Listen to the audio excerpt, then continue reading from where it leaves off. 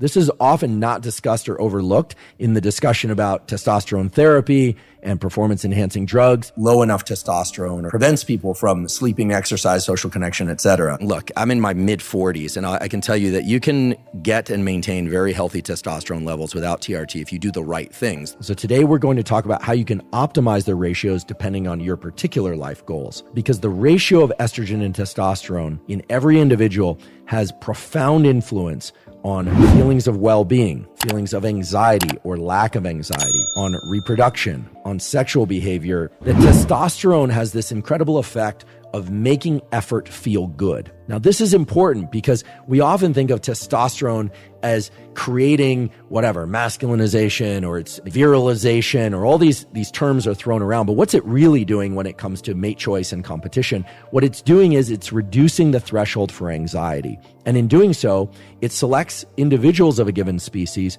to push further. And we all make these molecules, but there are also important behavioral tools, supplementation tools, as well as prescription drugs that can impact ratios of testosterone and estrogen in really powerful ways. The question that I often get, in fact, is one of the questions I get most often in the comments on YouTube, I don't know why that is whether or not ejaculation adjusts testosterone levels. Sex and ejaculation itself does not reduce testosterone levels. However, abstinence or sex without ejaculation for a week or more will increase testosterone levels up to 400%. It's important to point out that while increases in testosterone promote seeking of mates and reproduction, in males, it's interesting to point out that testosterone is promoting seeking of sex, but it's also estrogen in males that's important for libido. If estrogen levels are brought too low, then men will completely lose their libido. So testosterone promotes sex-seeking behavior. And the real question then is, does sex itself promote testosterone? And the answer is somewhat complicated, but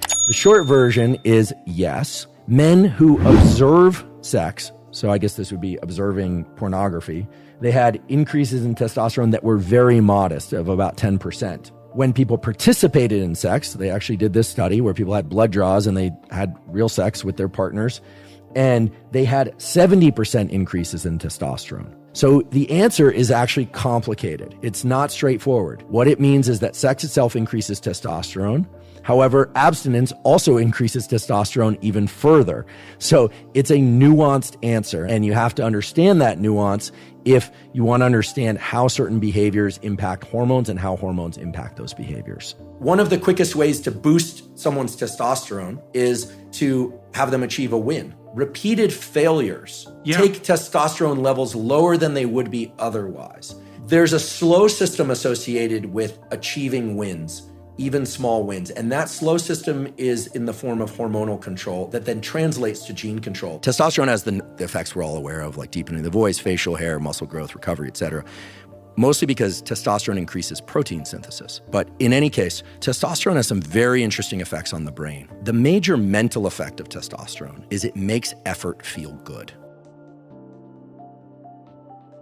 For people that aren't getting prescribed TRT but want the increase in testosterone, there are these plant compounds like tonga ali, about 400 milligrams per day, has the effect of raising free testosterone and overall testosterone by about 100 to 200 points. And another one, which is very interesting, it's a Nigerian shrub called Phaedogia agrestis, and it mimics luteinizing hormone, which is the hormone that comes out of the hypothalamus that stimulates the testes if you got those and the ovaries if you've got those to make more testosterone or estrogen. And so those two herbal supplements together can give a significant boost in free and active testosterone. So you said Tongat Ali can give you 100 to 200? Yeah, about that. Well, what does the other one give you? Phaedogia is usually taken at about 600 milligrams. And that's what the two of them synergistically Phaedogia will actually make the testes grow.